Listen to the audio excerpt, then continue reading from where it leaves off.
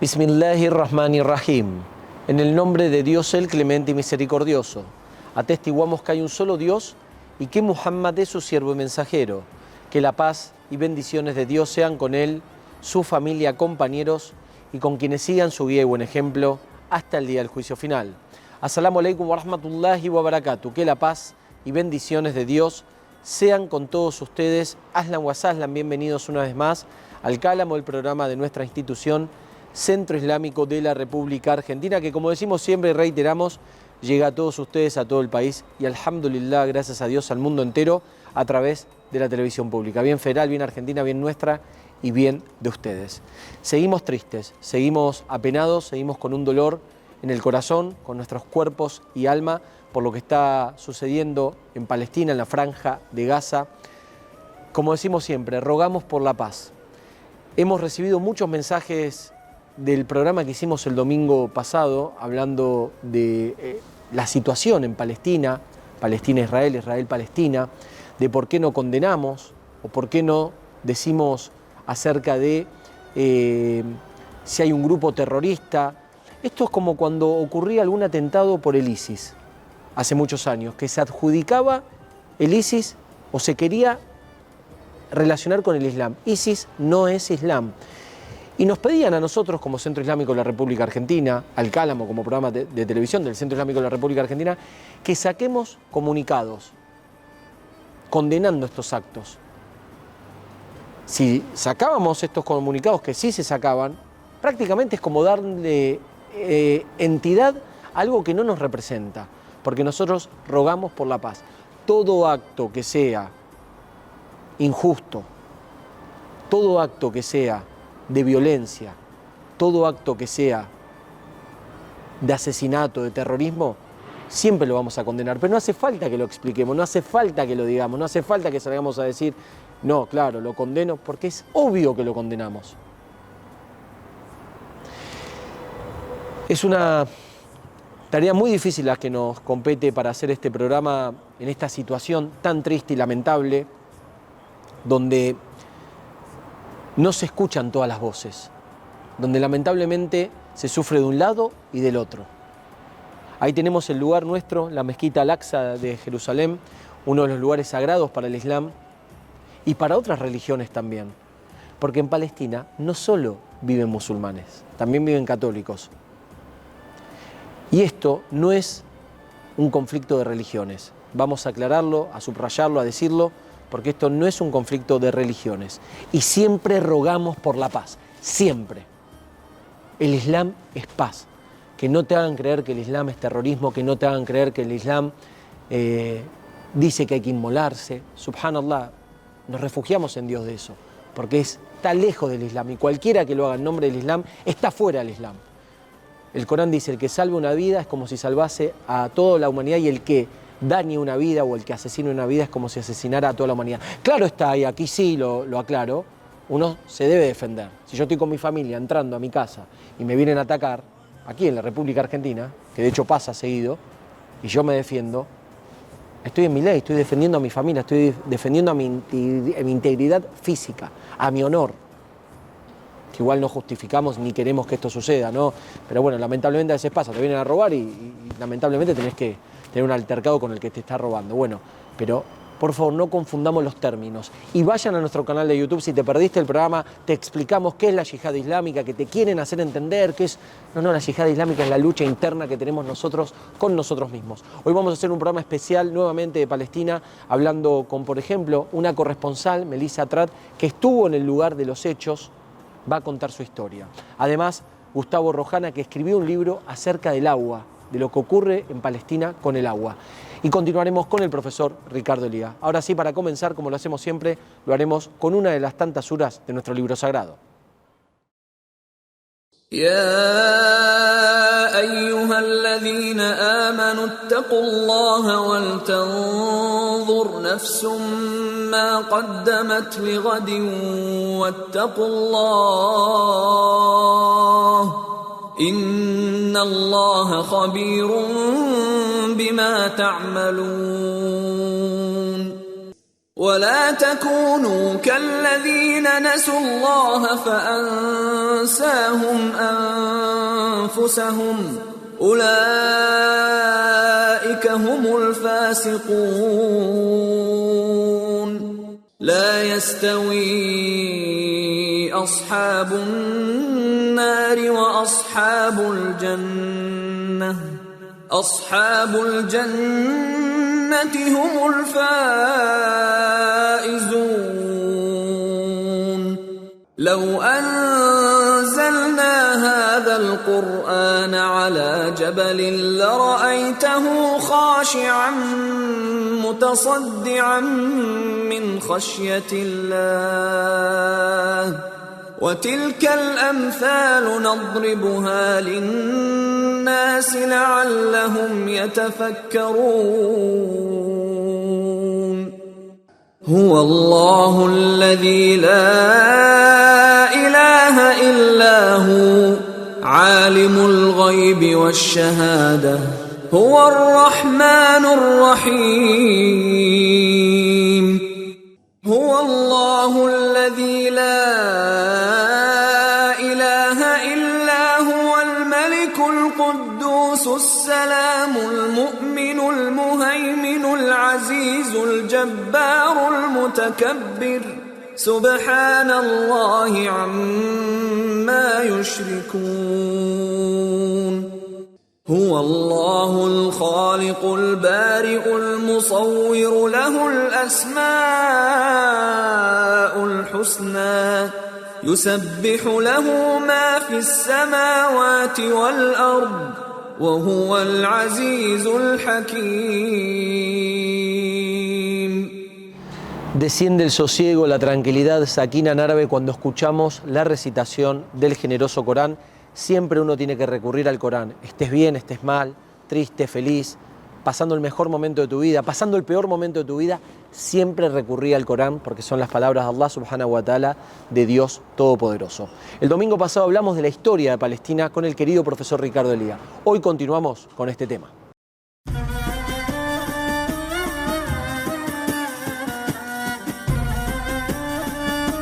Y ya lo tenemos al querido historiador Ricardo Elía, del Centro Islámico de la República Argentina, para continuar conociendo la historia de Palestina. Palestina, segunda parte. Salam aleikum, Ricardo, ¿cómo estás? Salam. ¿Cómo estás, Alhamdulillah, si así podríamos decirlo, siempre hay que decir alhamdulillah. Sí, siempre. Bueno, Ricardo, nos metemos en la historia de Palestina, ya habíamos hecho un reconto en otras emisiones, Sí, pero ¿qué podemos hablar? Vamos a tener como que resetear, ahora que estamos en la época del Mundial de Rugby, reseteamos el Scrum. Dale, reseteemos. La ovalada de vuelta, pues tenemos que seguir. Sí, continuemos. Bien. Estábamos hablando de Canaán, y una cosa muy importante, que en Canaán no había dos pueblos, eran todos cananeos. Eso lo ha determinado la propia arqueología israelí. O sea, ¿te acordás de eso? Sí. Que hablamos de eso. Bien, el tema es que los cananeos son los que fundan la ciudad de Jerusalén en el año 3000 a.C. ¿Eso qué quiere decir? Que la ciudad de Jerusalén tiene nada más y nada menos que 5000 años. Los 3000 antes de Cristo y los 2000 de ahora. Claro, tiene 5000 años. Y hay una serie de palabras que nosotros pensamos que son hebreas y son cananeas. ¿Cómo será que la palabra Sión es una palabra cananea que denomina al monte Sión, que está justamente ahí en Jerusalén? Es interesante, ¿no? Sí, muy. Bien. Ahora bien, avanzamos. Llegamos al año 1000. Ahí es donde el panorama que tenemos en la región es el siguiente. Tenemos a los cananeos y sobre la costa, en lo que hoy es Gaza, pero subiendo incluso hacia el norte, las ciudades, por ejemplo, de Ashkelon o Ashdod, ¿sí? Y seguimos un poco más arriba, eso estaba ocupado por otro pueblo. Este pueblo se llamaba, o mejor dicho, lo han llamado Filisteo. Pero en realidad, ¿quiénes eran? Eran los Peleshtim, que también era un pueblo de lengua arábiga, porque encontramos en la Biblia, por ejemplo, que un rey de los filisteos se llamaba Abimelech, un nombre... Más árabe que... Sí, de la región. Esta zona es una confederación de 5 ciudades filisteas, ¿sí? Sí. Entre ellas Gaza. Bien, cuando va a surgir hacia el año 1000 el reino de David y Salomón, que vos sabés que para los musulmanes, Un profeta. además de reyes, son profetas, Sí, la paz sea con ellos. la paz sea con ellos, se van a formar luego de sus reinos el reino de Judá, ¿sí? Y el reino de Israel. O sea, 2 reinos. Pero estos 2 reinos, ¿Seguimos en qué año ahí? ahora estamos entre los años 1000 y 700. Bien, antes de Cristo. Sí, por supuesto, Sí. claro, siempre. O sea, es un periodo de más o menos 300 años, Bien. 320 años, en el que, en primer lugar, el reino de Israel es conquistado por los asirios, ¿sí? Y luego el reino de Judá, conquistado por los babilonios hacia el año 586. O sea, más o menos tenemos un periodo de 400 años, ¿sí? 414 años aproximadamente. Pero la zona costera en la que estaban los filisteos nunca perteneció ni al reino de David y Salomón, ni al reino de Israel, ni de Judá. ¿Y a quién Siempre fueron independientes. Ah, bien. O sea, nunca fueron o pertenecieron a nadie. Finalmente los babilonios, en el año 586 a.C., conquistan el reino de Israel y luego vamos a tener sucesivos periodos. Van a estar los persas, luego más adelante va a haber una época de los macabeos, que son ya judíos, y luego va a venir la dominación romana y bizantina. Bien. Hasta que llegamos al año ahora ya 638 después de Cristo. Bien. Ahí es cuando llegan los musulmanes, toman Jerusalén y el califa Omar bin al-Khattab, el segundo califa del Islam, Sí, sí. de los 4 califas bien guiados, llega a la ciudad de Jerusalén y va a sacar un convenio, conocido como el Convenio de Omar, de protección a cristianos y a los pocos judíos que habían quedado. O sea, que podían profesar libremente su religión, sin ningún problema. Sin ningún problema. Bien. Ahora viene lo interesante. Desde el año 638 al año 1917, es un periodo de casi 1300 años, toda la zona de Palestina que conocemos, incluida Jerusalén, va a pertenecer a los musulmanes.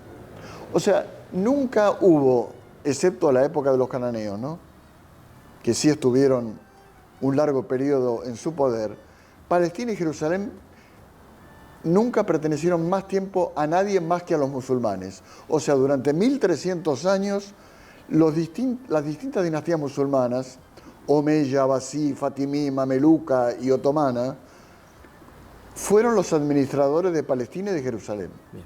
Esto no lo dice Ricardo Elías, lo dice la historia, por supuesto. Lo dice la historia, Claro, por claro. supuesto. Cualquier arabista, islamólogo o historiador lo va a afirmar. Bien. Bien, ¿qué va a pasar en 1917? Estamos en plena Primera Guerra Mundial, el ejército británico derrota a los otomanos y conquista Jerusalén. Ya estamos ahí cerquita de los Claro. años, sí. Y ahí entramos de vuelta al año 1920, donde, según el Tratado de Versalles de 1919, se le otorga, ilegalmente por cierto, digamos ya derrumbado prácticamente casi el Imperio Otomano, se le otorga a Inglaterra un mandato sobre Palestina. ¿En base a qué? No sabemos. No, simplemente es una decisión política, Bien. digamos, de los vencedores. Entonces, se divide incluso el Medio Oriente en 2 zonas de influencia, como había sido pactado en 1916 en el Sykes-Picot, entre Inglaterra y Francia. Siria y Líbano pasan a pertenecer a Francia, Claro. y Palestina, la península arábiga e Irak pasan a pertenecer a Inglaterra. Sí, como una repartija, bueno, ¿no? Sí, es un reparto. Toma para vos, Sí, toma para mí. un reparto. Bien. Un reparto ilegal, pero reparto, como tantas otras cosas, como las Malvinas, por ejemplo, que también es un acto de colonización. Eso era un acto de colonización ahora ya de todo el Medio Oriente. Y luego vamos a tener este mandato británico entre 1920 y 1948. ¿Qué va a suceder en 1947? Que, como ya habíamos adelantado en su momento, las Naciones Unidas, ilegalmente, porque su Carta Magna le prohíbe particionar un territorio, determina la partición de Palestina. Hay una votación, unos países votan a favor, otros en contra, la Argentina se abstuvo, y entonces se determina que ahora Palestina se va a dividir en dos estados, un estado árabe y un estado judío. ¿Año? 1947, 29 de noviembre. Bien. Lo increíble es que en ese reparto se le da mayor territorio a los menos y menor territorio a los más. Y en consecuencia, debido a una serie de agresiones, casi 900.000 palestinos son expulsados, se van a vivir a los países vecinos, y desde entonces hasta hoy tenemos esto, que es un conflicto que parece ser interminable.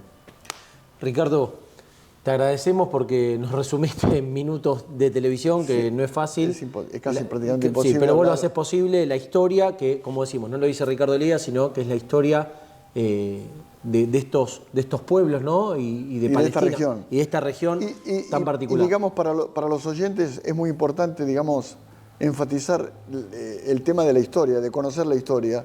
Por eso en su momento ese famoso pensador latino, Cicerón, dijo: será un niño el que no conozca la historia. Gracias, Ricardo.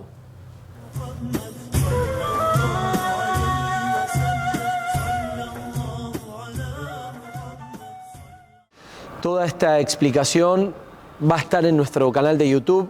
Nos buscás siempre por el nombre del programa El Cálamo. Es importante que lo compartas, que lo comentes, que lo hagas de una manera propia y que lo puedas distribuir a través de las redes sociales para que podamos conocer la historia de Palestina contada por el querido profesor Ricardo Elías. Vamos a hacer una breve pausa, cortita, no cambien de canal, que seguimos con más programa. En el próximo bloque hablamos con Gustavo Rojana acerca de lo que está ocurriendo en Palestina en relación al agua.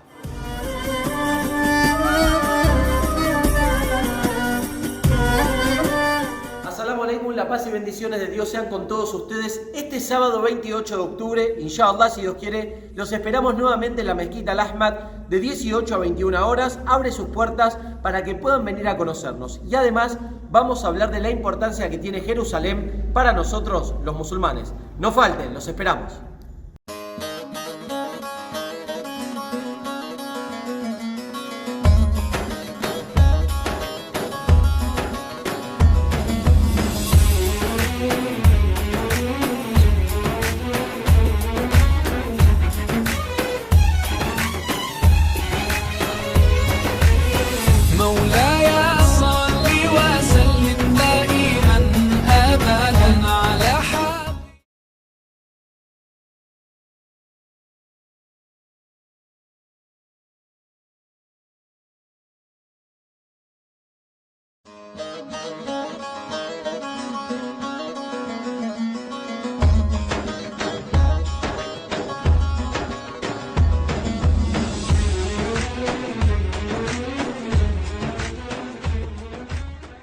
Y continuamos en El Cálamo, el programa de nuestra institución, Centro Islámico de la República Argentina. De fondo, la Mezquita Al-Aqsa, uno de los lugares sagrados del Islam. El primero, la Meca, en Arabia Saudita.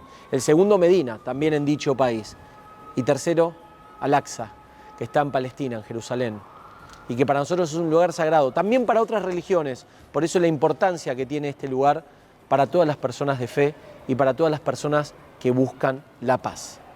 Vamos ahora a conversar, a charlar con Gustavo Rojana, que es un periodista, un investigador acerca de la causa palestina. Viajó muchas veces a dicho lugar y escribió varios libros, en esta ocasión uno de los tantos hablando sobre el muro y además también sobre el agua.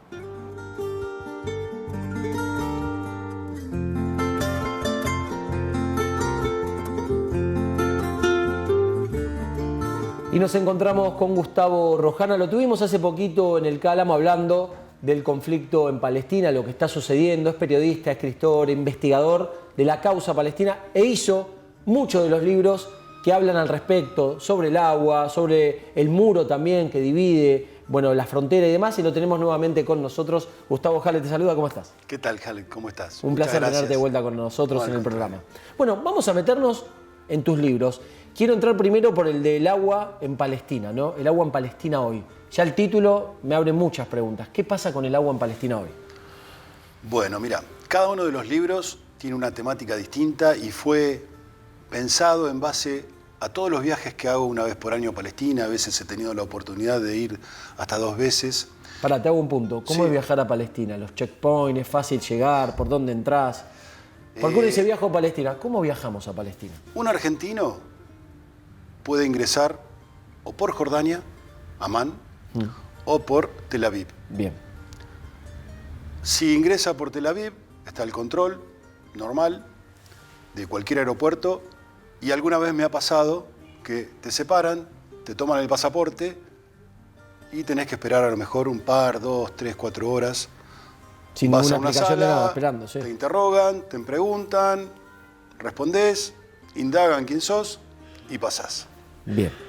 Por el otro lado, Por el otro lado, es un poco más lento, llegás a Amán, tenés que tomar un transporte hasta el límite, pasás por el paso al Enví y eso ya es un poco más complicado. Tenés que tomar tu equipaje, pasarlo por un escáner, el equipaje quizás queda algún tiempo. Una vez me pasó que el equipaje mío no pasaba y era porque le llevaba instrumental médico a un amigo mío que vive en Belén. No venía, hasta que luego de 6 horas me dieron el equipaje y pude terminar de pasar. te hago estas preguntas porque, claro, el que está mirando y mira 6 horas, 4 horas, sí. Ahora, tanto si vas como por Tel Aviv o como Amán, que cruzás por Alembí, siempre vas a tener el control y el visado de Israel. En los dos lados. No podés ingresar jamás de manera directa a Palestina. Siempre para poder ingresar a Palestina, como sabemos que Palestina es tierra ocupada, son territorios ocupados, siempre vas a tener el visado y la autorización del Estado de Israel. Algunos amigos míos directamente los han devuelto. Y no argentinos solamente, sino españoles. ¿Han devuelto quiere decir que llegan y no nos dejan entrar al país? Llegan, investigan, le dicen, no, vos no pasás. ¿Pero por qué? ¿Por qué no? ¿Pero por qué? Porque no. El vuelo de regreso es este. Y se vuelve a su país de origen. Directamente, sin ningún tipo de explicación. Atrás de cámaras se sorprenden también. Sí. Ahora, yo por ejemplo tengo pasaporte palestino. Pero mi pasaporte palestino no me permite ingresar a Palestina con ese pasaporte. Porque no está autorizado por el Estado de Israel. Ahora, con mi pasaporte palestino, yo puedo ir a Chile, a Perú, a cualquier otro país, siempre con visa. Pero no puedo entrar a quien me otorgó ese pasaporte. Mira, Es una surgió locura. la pregunta, sí, no estaba previsto, íbamos a hablar de los libros, pero bueno, cosas así, una locura, la verdad es Y entendible. algo más Sí. que te cuento. En Gaza, el agua que consumen no es apta para el consumo humano, como también lo había explicado. Es decir, Palestina tiene un problema gravísimo de agua gracias al Estado de Israel y gracias a la empresa estatal Mekorot, que es la que le administra el agua. Y que la además está en Argentina deja, ahora. Y que la que deja sin agua a los palestinos. Por eso, cuando se construye el muro en Cisjordania, El otro libro que tenés. el otro Sí. libro, el muro se fue construyendo robándole las tierras más fértiles a los palestinos y los recursos acuíferos a los palestinos. No es caprichoso cómo se construyó el muro y sobre qué límite se construyó. Se construyó sabiendo exactamente tierra fértil y recurso acuífero. no está puesto al azar el muro. No, de esa manera los palestinos que tenían antes ese recurso ya no pueden acceder porque está construido el muro. 800 kilómetros de longitud por casi 8 metros de altura. Inviables. Por eso están encerrados también. A ver, te hago una pregunta así. ¿Estás hablando de ficción este libro o esto es verdad? Esto es realidad. Esto es realidad y realidad pura. Realidad pura. Gus, déjame hacer un punto acá acerca de tus libros. Te vamos a volver a tener en otro programa más porque es muy interesante lo que hablas. Aparte lo contás en primera persona porque viajás. Esto pasa mucho cuando alguien opina. Enhorabuena, porque también hay estudiosos cuando opinan de diversos temas, pero el que lo cuenta habiéndolo vivido, y vos que vas una vez por año, dijiste hasta incluso dos, claro, vos lo ves en carne propia, no es que te conté un amigo, leíste, entraste a YouTube, no, vos lo viste en carne propia esto. Déjame volverte a tener en nuestro programa porque es muy interesante hablar contigo y bueno, no es ficción, o sea, todos estos libros son verdad. Es realidad, es realidad. Gracias, Gustavo. Por favor, a ustedes, muy amable. Gustavo Rojana en El Cálamo, hablándonos de lo que ocurre en Palestina.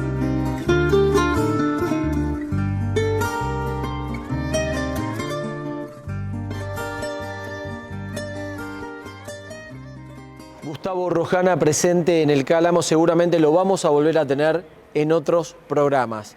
Quédate con nosotros, compartí en las redes sociales todo lo que estamos subiendo como material exclusivo para que vos puedas entender cuál es la situación, cuál es la postura del Islam en esta, sí, no me gusta llamarla guerra, ¿no? Pero en esta situación tan triste y lamentable que está viviendo el pueblo palestino. Claro está, también estamos del lado de la paz y rogamos por todas las víctimas de un lado y del otro, del lado israelí y del lado palestino. Ahora vamos a hacer una breve pausa, cortita. Muchos colegas, periodistas, productores, me preguntan y me dicen, Khaled, ¿tenés algún contacto para sacar al aire desde Palestina? Khaled, algunos en las redes sociales me escriben y me dicen, o nos escriben a través del Cálamo, el programa del Centro Islámico de la República Argentina, ¿por qué no salen a hablar los palestinos y sí los israelíes? ¿Por qué no salen a hablar los palestinos? Porque no tienen luz, agua, gas, ni tampoco internet. 2G de internet. Esto sucedió hace 2 años, la entrevista que vamos a presentar, ahora ya yéndonos al corte, de Yara, que es una mujer musulmana que vive en Palestina, hace 2 años fue bombardeada injustamente y ella nos contó su historia en las calles de dicho lugar, en las calles de Gaza. Actualmente está en Italia, ella, su familia está en Gaza, ella quiere volver, pero esta nota que vamos a compartir está en nuestro canal de YouTube completa, por eso suscríbete a nuestro canal de YouTube, compartilas y difundilas para que le podamos llegar a más personas, porque lamentablemente no tienen voz los palestinos para que también uno pueda entender qué les pasa y que ellos te lo puedan contar en primera persona. Pausa cortita y seguimos con más programa.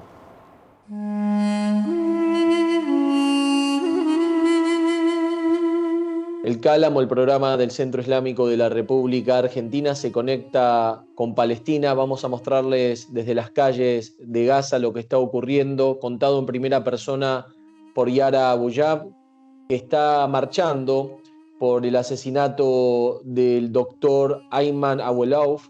Están realizando una marcha pacífica y ella desde allí nos va a estar mostrando esta triste realidad que vive el pueblo palestino. Y ahora, adelante, sé que me está pasando la producción, que estás conectada ya, pero contanos dónde estás y lo que están realizando en esta marcha. Ahora hay una marcha para los médicos, como que estamos con él, ¿no? Así que esta es una marcha y ya puedes ver a todos los médicos o a un buen número marchando hacia su casa. ¿Y quiénes están participando de la marcha? ¿Participan familiares también del doctor Ayman Awolouf? Toda su familia fue asesinada, solo su hijo que tiene 15 años se salvó.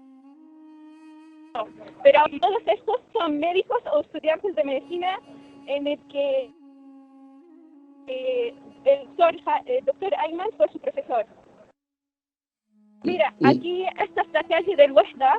En esta calle viven solamente civiles y hay oficinas, ¿vale?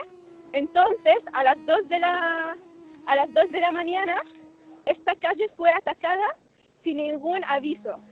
Y no solo eso, sino que han bombardeado todas las calles que se dejan entrar a esta calle para hacer imposible a las ambulancias y a los primeros auxilios llegar y ayudar a la gente.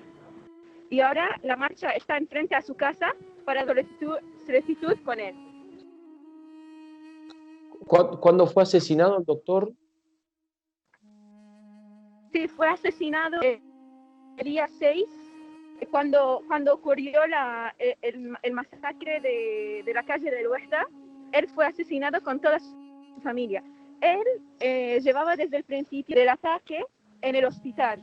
Entonces, en el día quinto o sexto decidió volver con su familia o volver a casa para ver a sus hijos y dormir entre ellos, ¿no? Entonces, en este mismo día, el bombardeo y después han bombardeado en el edificio en el que él vive y todos los que viven en el edificio se han muerto. Y ahora, ¿qué barrio sería este de Gaza? ¿Cuánto está, por ejemplo, de la Mezquita Sagrada? Para que nos ubiquemos en espacio y lugar. En Gaza, un momento.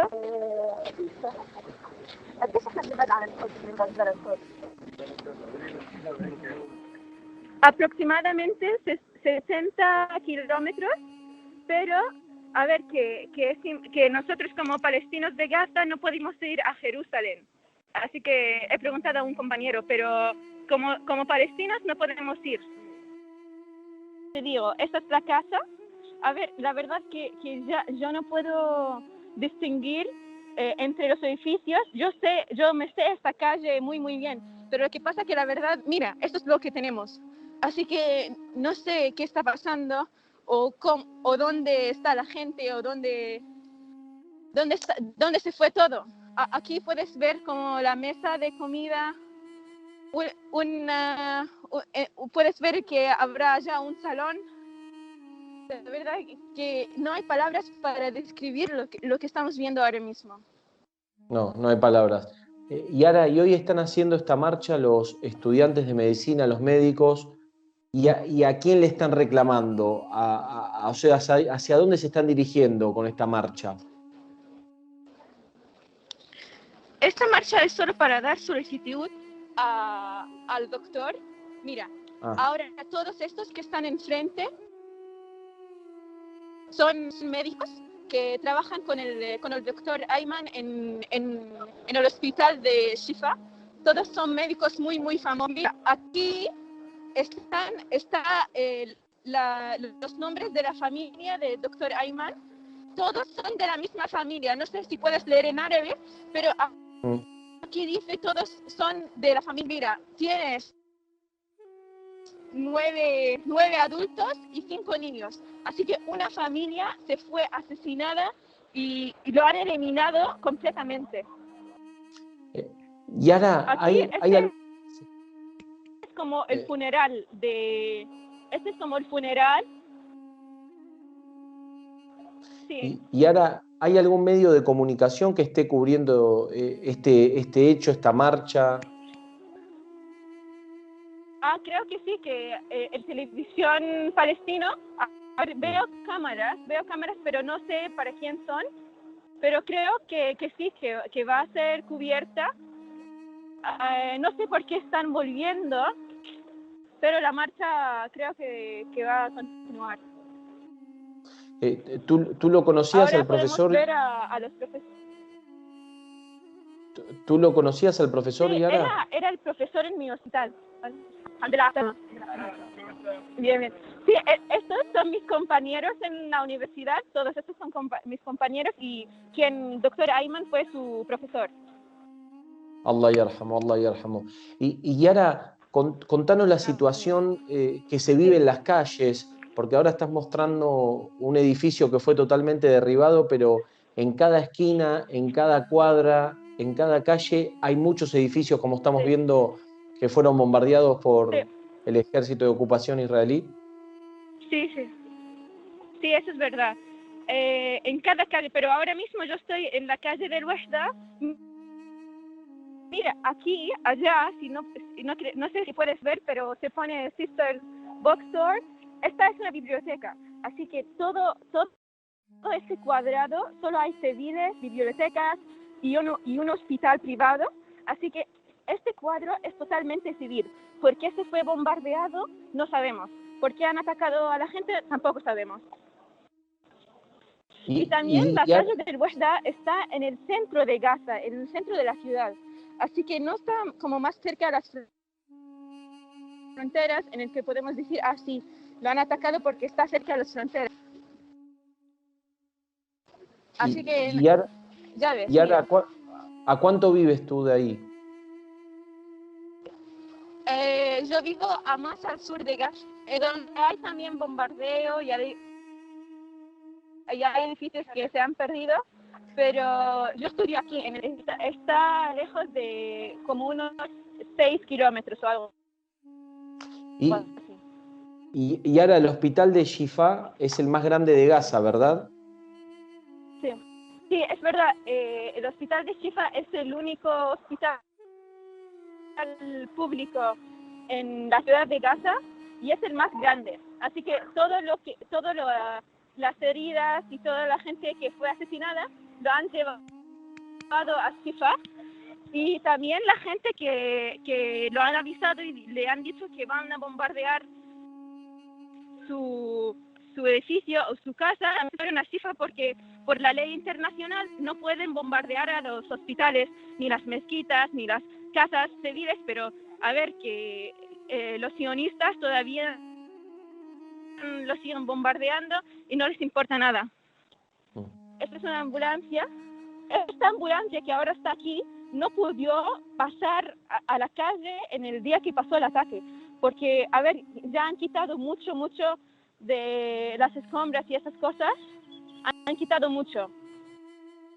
Así que ahora puede entrar. El día que pasó la masacre no pudieron. Mira, esta es la foto de nuestro profesor. Esta. Sí, ahí se ve el profesor.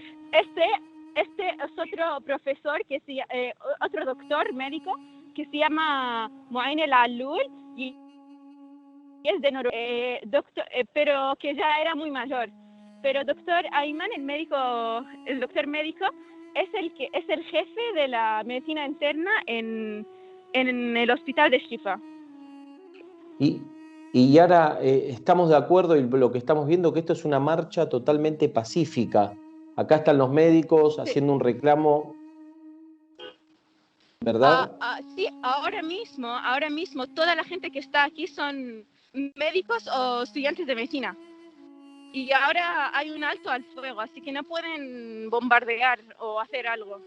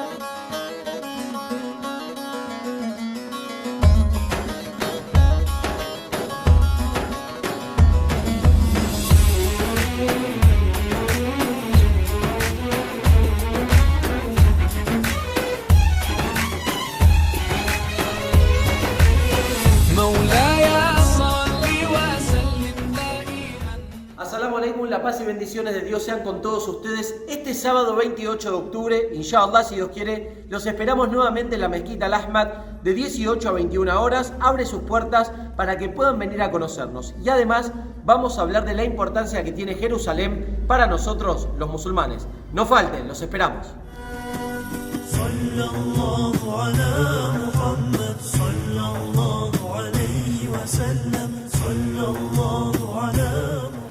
Último bloque del Cálamo. Muy buenos días a aquellos que recién se van sumando. Muy buenas tardes, buenas noches a aquellos que nos siguen desde el exterior. Gracias por estar en el programa de nuestra institución, Centro Islámico de la República Argentina. ¿Qué imagen en unos lugares sagrados del Islam? Hay tres: la Meca, Medina y Al-Aqsa, como están viendo de fondo en pantalla. Hay muchas voces que quizás no se escuchan. Hay una realidad que quizás no podemos ver en los medios masivos de comunicación. No, quizás, y quiero pensar siempre bien, de hecho el musulmán debe siempre pensar el bien para con el prójimo. No dudar, no sospechar. Sí, los periodistas dudamos y sospechamos de todo, pero en este caso hay medios de comunicación que no te cuentan la información desde otro lugar de los hechos, como es el caso de Palestina, porque lamentablemente hay pocos corresponsales o prácticamente no hay ninguno. Vamos a conocer la historia de Melissa Trad, una argentina, es de San Juan, periodista especialista en geopolítica, que estuvo en el lugar de los hechos y que volvió recientemente a nuestro país.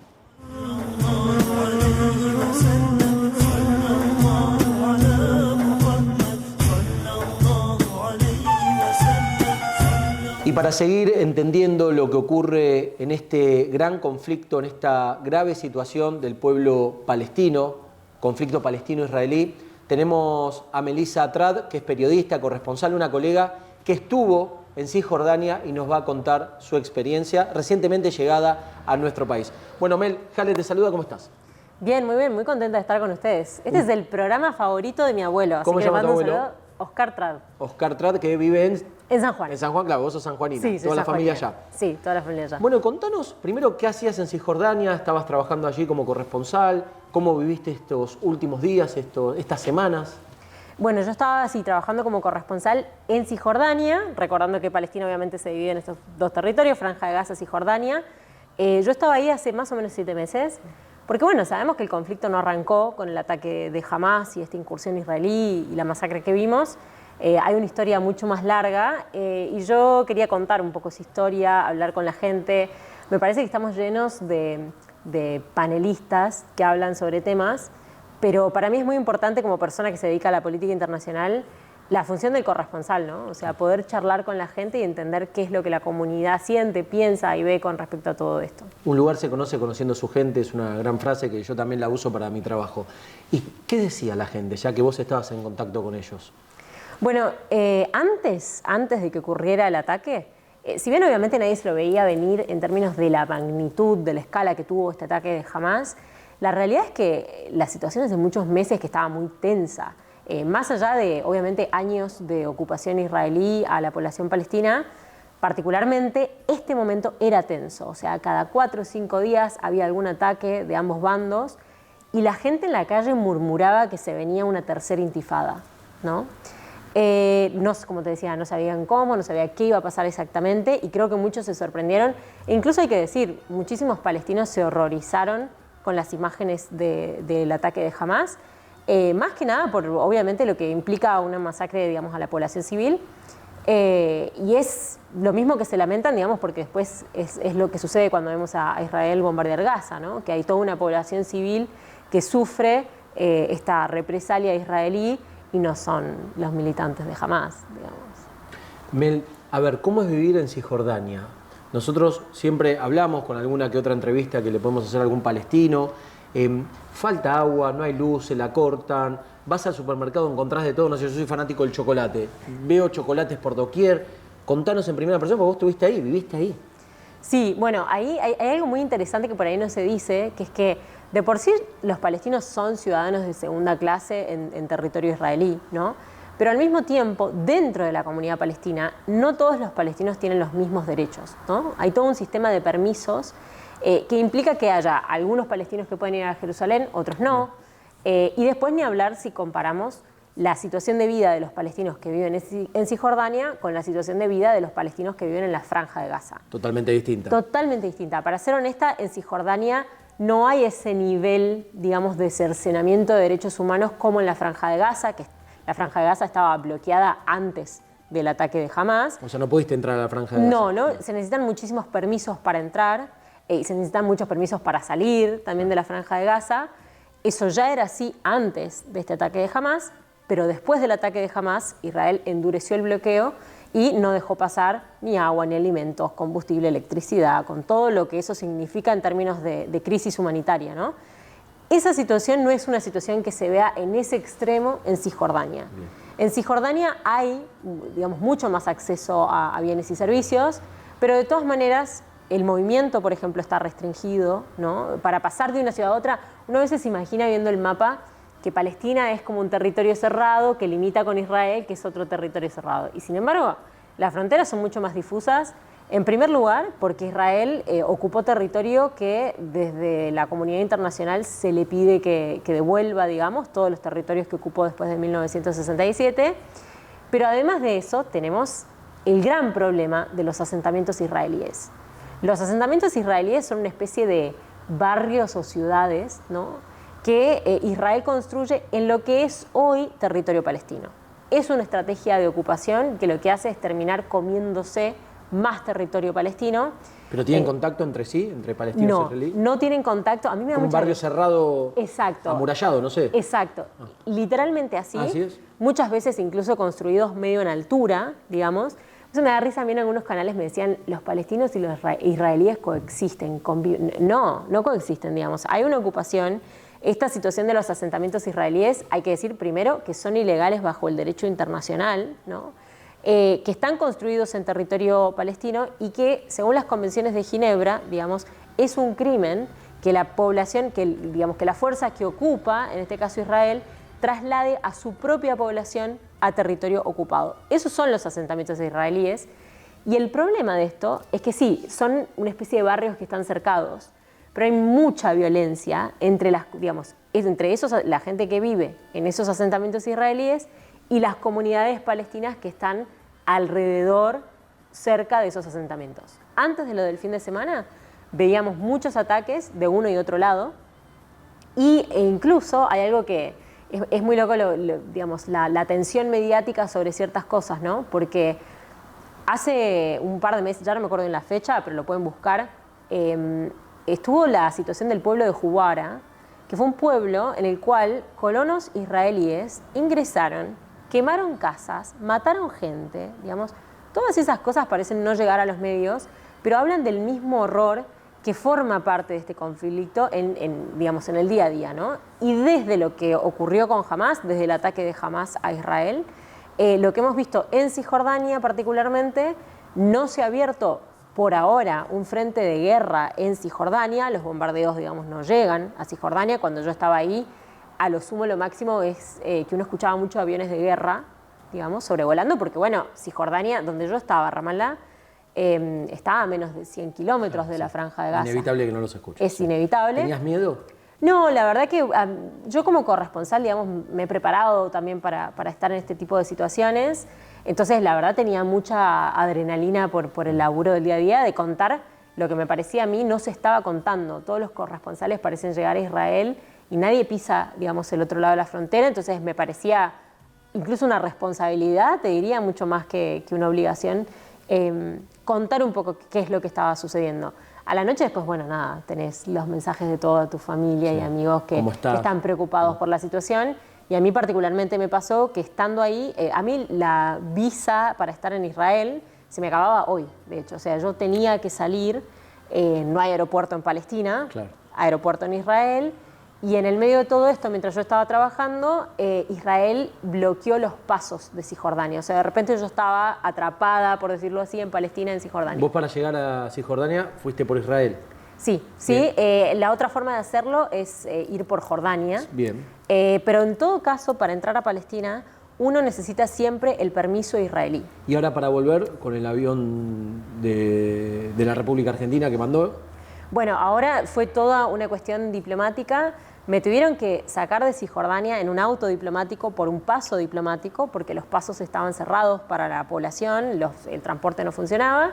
Me llevaron hasta Ben Gurión, el aeropuerto en Israel, y desde ahí mi historia continuó como el resto de los argentinos, con el Hércules y después Aerolíneas Argentinas. Ahora, lo que sí, todo el vuelo humanitario esperándome, a mí particularmente, porque bueno, yo tengo un apellido libanés, y eso me trae problemas para entrar o para salir, incluso teniendo la embajada respaldándome, un avión militar esperándonos. Y siendo periodista que estabas trabajando también, ¿no? Y siendo periodista, pararon todo, o sea, me hicieron esperar muchísimo, me revisaron absolutamente todo a mí y no al resto, porque bueno, esas son las condiciones bajo las cuales uno entra y sale de Israel cuando tiene un apellido de origen árabe. Mel, vamos a hacer una pausa acá, un stop, te vamos a despedir para lo que es televisión, pero vamos a continuar conversando con ella para nuestro canal de YouTube, por eso síganos a través de www.youtube.com/El Cálamo, porque seguiremos conociendo su historia.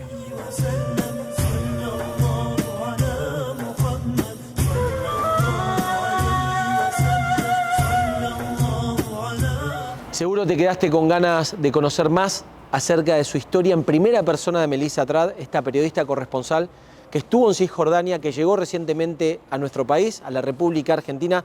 Todo en exclusivo, si así podemos decirlo, lo vas a poder ver en nuestro canal de YouTube. Por eso insistimos a que te suscribas para ver todos nuestros programas y estas notas que por tiempos televisivos no podemos volcarlas en su totalidad en la hora de programa, sino que tenemos más extensas en nuestro canal de YouTube, www.youtube.com/El Cálamo, todas las redes sociales por el nombre del programa El Cálamo, Facebook, Twitter, Instagram y también nuestro canal de YouTube.